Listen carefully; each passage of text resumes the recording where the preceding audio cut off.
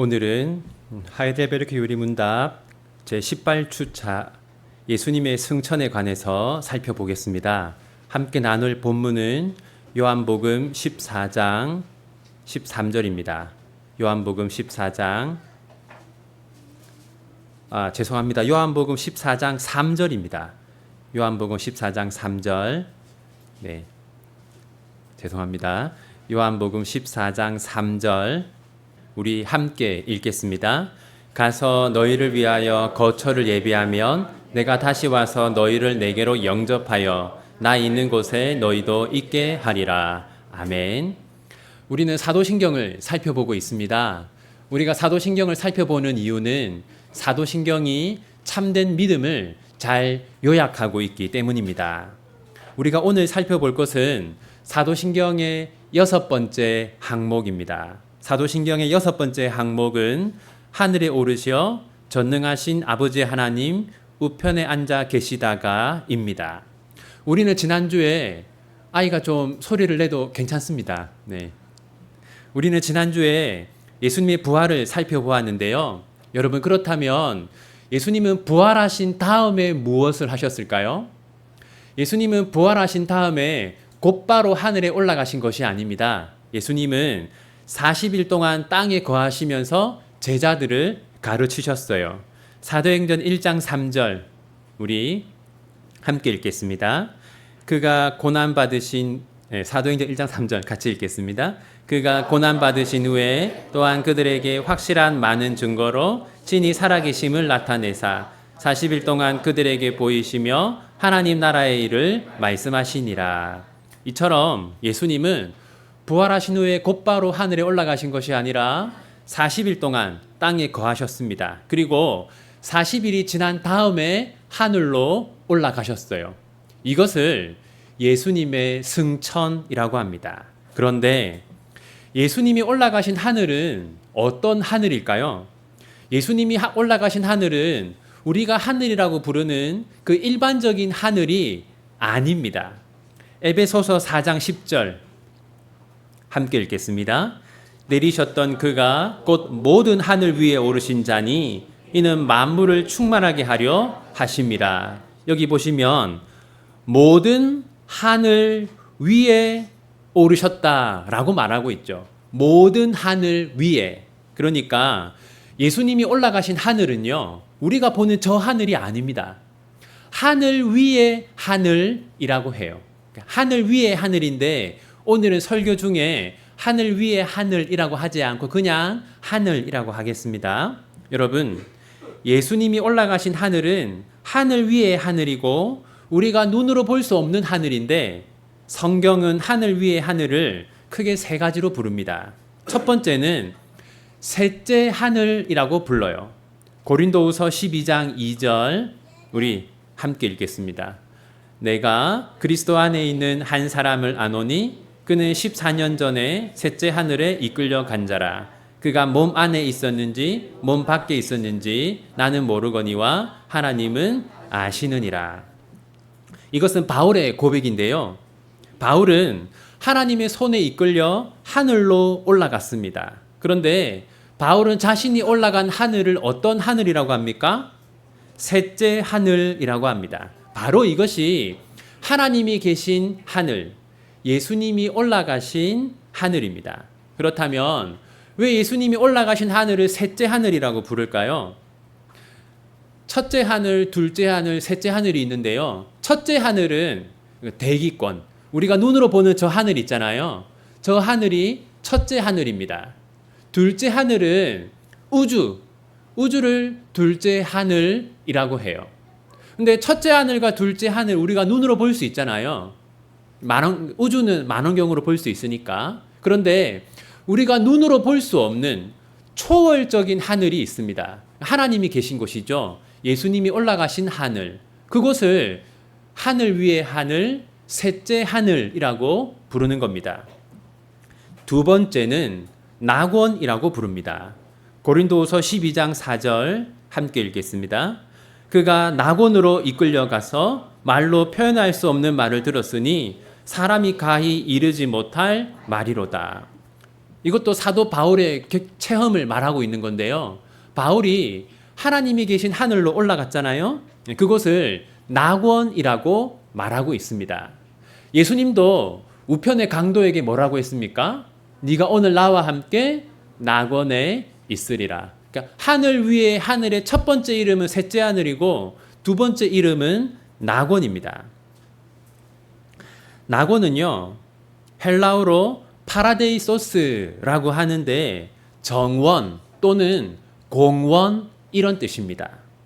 이 하늘 위에 하늘을 낙원이라고 부르는 이유는요, 에덴 동산이라고 할 때 그 에덴 동산도 뜻이 낙원이라는 뜻이거든요. 그러니까 에덴 공원입니다. 그리고 하나님이 그 에덴 동산에 거니셨잖아요. 이것처럼 이 하늘 위의 하늘을 낙원이라고 하는 이유는 우리가 저 하늘에 올라가게 되면 그곳에 거하시는 하나님과 친밀한 교제를 나누기 때문입니다. 세 번째는 하나님의 집이라고 부릅니다. 요한복음 14장 2절 함께 읽겠습니다. 내 아버지 집에 거할 곳이 많도다. 그렇지 않으면 너희에게 일렀으리라. 내가 너희를 위하여 거처를 예비하러 가노니. 예수님이 하늘로 올라가시기 전에 뭐라고 하셨냐면요, 내 아버지 집에 간다라고 하셨어요. 그리고 내가 거기 가서 너희들이 있을 곳을 예비하겠다라고 했습니다. 이처럼 예수님이 올라가신 하늘은 평범한 하늘이 아니라 하늘 위에 있는 하늘이고 그곳의 이름은 셋째 하늘, 낙원, 그리고 하나님의 집, 이렇게 세 가지로 불리고 있습니다. 성경에는 살아서 살아서 하늘 위에 하늘을 본 사람이 2명 등장해요. 우리가 앞에서 살펴본 바울, 그리고 스데반 집사입니다. 스데반 집사는 죽기 전에 이런 경험을 했어요. 사도행전 7장 56절 함께 읽겠습니다. 말하되 보라 하늘이 열리고 인자가 하나님 우편에 서신 것을 보노라 한데, 이 스데반이 죽기 전에, 그러니까 순교하기 전에 하늘이 열리는 것을 보았어요. 하늘이 열리고 거기 누가 있는 것을 보았습니까? 인자는 누굽니까? 예수님이죠. 그러니까 예수님, 성부, 성자, 하나님을 보았어요. 그러니까 원래는 우리가 이 하늘 위의 하늘을 우리가 눈으로 볼 수 없습니다. 그런데 스데반 집사님은 특별한 은혜로 하늘 위의 하늘을 보았어요. 왜 하나님께서 이 스데반 집사님에게 하늘 위의 하늘을 보여주셨을까요? 그것은 지금 스데반 집사가 돌에 맞아서 순교를 당하는 그런 처지에 있지 않습니까? 하나님은 이 스데반 집사님이 끝까지 믿음을 지킬 수 있도록, 네가 지금은 돌에 맞아서 비참한 죽음을 당하지만 그런데 그 다음에는 영광스러운 하늘로 올라간다는 것을 보여주기 위해서 특별히 스데반 집사님에게 하늘 위의 하늘을 보여주신 것이죠. 여기서 우리가 생각해 보아야 하는 것이 하나 있는데요.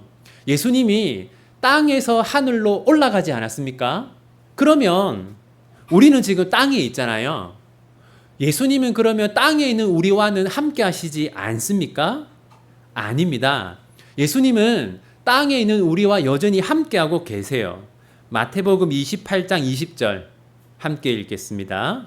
내가 너희에게 분부한 모든 것을 가르쳐 지키게 하라. 볼지어다 내가 세상 끝날까지 너희와 항상 함께 있으리라 하시니라. 여기 보시면 내가 세상 끝날까지 너희와 항상 함께 있으리라. 예수님 이렇게 약속하셨습니다. 그러니까 예수님이 하늘에 계신 것도 맞고 땅에 있는 우리와 함께 있는 것도 맞습니다. 둘 다 사실이에요. 어떻게 이럴 수 있는가? 그 이유는 예수님은 하나님이신 동시에 사람이시기 때문입니다. 예수님은 하나님의 속성과 사람의 속성을 모두 다 가지고 있어요. 우리 지난 주일날 수요일 제자훈련 시간에 이걸 이제 성도들하고 공부를 했는데 우리 교회 그 제자훈련 오시는 성도님들이 다 이단적인 신앙을 가지고 있더라고요. 제가 다 고쳐드렸는데 여러분, 예수님은 하나님의 속성과 사람의 속성을 모두 가지고 있습니다. 그러니까 하나님의 속성을 뭐라고 부릅니까? 신성이라고 하고요. 사람의 속성을 인성이라고 합니다. 그렇다면 여러분, 인성의 특징은 뭡니까? 인성의 특징은요, 한 번에 한 장소에만 있는 겁니다. 그러니까 예수님의 몸은 어디에 있습니까? 하늘에 있죠. 하늘이라는 그 한 장소에 있는 겁니다. 예수님 신성의 특징은 뭐냐면요. 신성의 특징은 한 번에 모든 장소에 있는 겁니다. 그러니까 예수님이 신성으로는 어디에 계십니까? 세상 모든 곳에 계시고 특별히 우리 곁에 계십니다. 마지막으로 예수님의 승천이 우리에게 주는 위로를 생각해 보겠습니다. 여러분, 예수님의 승천은 복음입니다. 예수님의 승천은 복음이기 때문에 우리에게 주는 위로가 있어요. 예수님의 승천이 우리에게 주는 위로는 크게 세 가지입니다. 첫째, 승천하신 예수님이 우리를 위해 기도한다는 겁니다. 로마서 8장 34절 함께 읽겠습니다.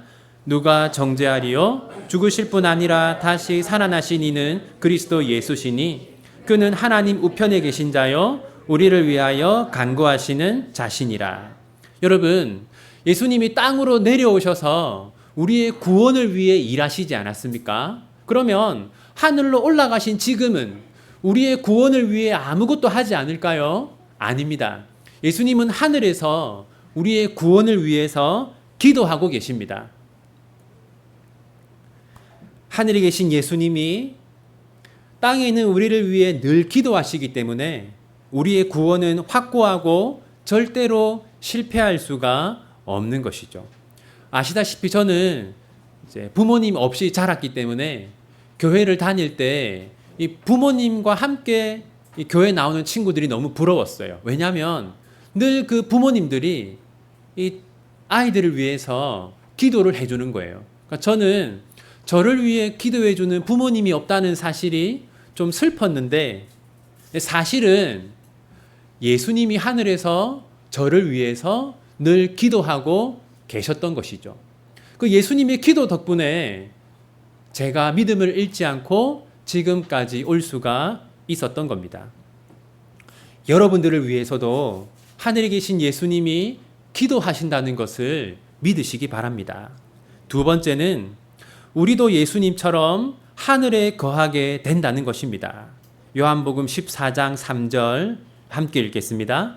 가서 너희를 위하여 거처를 예비하면 내가 다시 와서 너희를 내게로 영접하여 나 있는 곳에 너희도 있게 하리라. 나 있는 곳에 너희도 있게 하리라. 여러분, 예수님은 내가 하늘로 올라가면 내가 있는 하늘에 너희도 있게 할 것이다라고 약속하셨습니다. 그러므로 예수님의 승천, 예수님이 하늘에 거하시는 것은 우리도 하늘에 거하게 될 것을 확실하게 보여주는 증거입니다. 세 번째는 예수님이 우리에게 성령을 보내셨다는 것입니다. 요한복음 16장 7절 함께 읽겠습니다. 그러나 내가 너희에게 실상을 말하노니 내가 떠나가는 것이 너희에게 유익이라. 내가 떠나가지 아니하면 보혜사가 너희에게로 오시지 아니할 것이요 내가 가면 내가 그를 너희에게로 보내리니. 여기 보시면요, 내가 떠나가는 것이 너희에게 유익이라 이렇게 말씀하시죠. 내가 떠나가는 것이 너희에게 유익이라. 무슨 말이냐면 예수님이 땅에 계속 거하시는 것이 아니라 하늘로 올라가는 것이 우리에게 유익하다는 겁니다. 그 이유가 뭡니까? 내가 떠나가지 아니하면 보혜사가 너희에게로 오시지 아니할 것이요. 무슨 말이냐면 예수님이 땅에 있는 상태로는 이것을 교리적으로 낮아지신 상태라고 하거든요. 예수님이 땅에 거하시고 예수님이 낮아지신 상태에서는 성령님을 우리에게 보내실 수가 없는 겁니다. 예수님이 하늘로 높아지신 다음에야 우리에게 성령님을 보내실 수가 있는 것이죠. 그래서 예수님이 승천하셨다는 것은 예수님이 우리에게 성령을 보내시기 위해 하늘로 오르셨다라는 뜻입니다. 따라서 예수님이 하늘로 올라가셨다는 것은 성령님이 우리 안에 거하신다라는 증거가 되는 것이죠. 이제 말씀을 맺겠습니다. 성경은 우리의 시민권이 하늘에 있다고 말합니다. 빌립보서 3장 20절 함께 읽겠습니다. 그러나 우리의 시민권은 하늘에 있는지라 거기로부터 구원하는 자 곧 주 예수 그리스도를 기다리노니. 우리의 시민권은 하늘에 있는지라. 여러분, 우리가 땅에 속한 사람이 아니라 하늘에 속한 사람이라고 말합니다. 그 이유는 예수님이 하늘로 올라가신 것처럼 우리들도 언젠가는 하늘로 올라갈 것이기 때문입니다. 그래서 우리는 항상 나는 땅에 속한 사람이 아니라 하늘에 속한 사람이다 라는 믿음을 가지고 살아야 합니다. 그런데 성경은 하늘에 속한 사람은 다음과 같이 살아야 한다고 말합니다. 골로새서 3장 1절 함께 읽겠습니다. 그러므로 너희가 그리스도와 함께 다시 살리심을 받았으면 위의 것을 찾으라. 거기는 그리스도께서 하나님 우편에 앉아 계시느니라. 성경은 우리에게 위의 것을 찾으라, 하늘의 것을 찾으면서 살아가라 라고 말합니다. 그러니까 하늘에 속한 자처럼 살라는 것이죠. 바울은 이것을 이렇게 말하는데요. 골로새서 3장 12절 함께 읽겠습니다. 그러므로 너희는 하나님이 택하사 거룩하고 사랑받는 자처럼 긍휼과 자비와 겸손과 온유와 오래 참음을 옷 입고. 우리는 하늘에 속한 자입니다. 그래서 우리는 이렇게 살아야 돼요. 긍휼, 자비, 겸손, 온유, 오래 참음. 바로 이것이 하늘에 속한 자들의 삶인데요. 이것을 요약하면 이웃을 사랑하는 삶이다라고 할 수 있겠죠. 우리는 하늘에 속한 사람이기 때문에 이웃을 사랑하는 삶을 살아야 하는데요. 여기서 우리가 주의해야 할 것이 두 가지가 있습니다. 첫 번째는 순서입니다. 우리가 이웃을 사랑하면 그 결과로 우리가 하늘 시민이 된다라고 생각하시면 안 됩니다. 우리는 이미 하늘 시민입니다. 우리는 하늘 시민이기 때문에 사랑하는 삶을, 사랑하기 위해 노력하는 삶을 살아야 하는 것이죠. 두 번째는 능력입니다. 나는 성격이 원래 더럽기 때문에 이웃을 사랑할 수 없다. 긍휼, 자비, 겸손, 온유, 오래 참음. 나는 절대 이렇게 살 수 없다. 우리는 그렇게 생각해서는 안 됩니다. 왜냐하면 승천하신 예수님이 우리에게 보내주신 성령님이 우리로 하여금 거룩한 삶을 살도록 도와주시기 때문입니다. 성령이 우리 안에 거하시기 때문에 우리는 이웃을 사랑할 수 있고 마땅히 이웃을 사랑해야 합니다. 이제 마지막으로 하이델베르크 요리문답 18주차 문답을 우리 함께 고백하겠습니다. 제가 질문을 읽으면 답을 한번 읽어주세요. 하늘에 오르셨고 라는 말로 당신은 무엇을 고백합니까?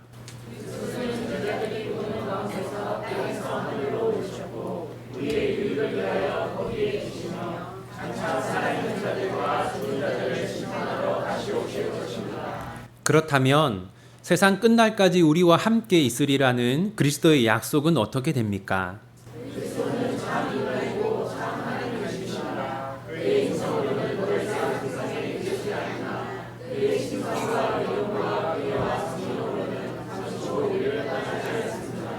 그리스도께서 하늘에 오르심은 우리에게 어떤 유익을 줍니까? 그의 아버지 앞에서 간구하십니다. 둘째, 우리의 몸이 그리스도 안에서 하늘에 있으며 이것은 머리 대신 그리스도께서 그의 지체인 우리를 그에게로 이끌어 올리실 것에 대한 확실한 보증입니다. 셋째, 그리스도는 그 보증으로 그의 성신을 우리에게 보내시며 우리는 성신의 능력으로 말미암아 그리스도께서 하나님 우편에 앉아 계신 위의 것을 구하고 땅의 것을 구하지 않습니다. 기도하겠습니다. 하나님 아버지, 예수님이 승천하신 것처럼, 예수님이 하늘 위에 하늘로 올라가신 것처럼 저희들도 언젠가는 저 하늘 위에 하늘로 올라가게 될 것을 믿습니다. 우리가 그곳에서 헤어진 사랑하는 사람들을 만나게 될 것을 믿고 무엇보다도 그곳에서 하나님을 만나며 하나님과 교제하게 될 것을 믿습니다. 그러므로 우리는 땅에 속한 자들이 아니라 하늘에 속한 자들입니다. 하나님, 저희가 땅에 속한 자들처럼 살지 않게 하시고 하늘에 속한 자처럼 살 수 있도록 도와주십시오. 우리의 힘과 능력으로는 하늘 시민으로 살 수 없습니다. 성령님께서 우리 안에서 강력하게 역사하시고 우리의 타락한 성품을 거룩하게 변화시켜 주셔서 우리로 하여금 하늘 시민답게 살게 하여 주십시오. 예수님의 이름으로 기도합니다. 아멘.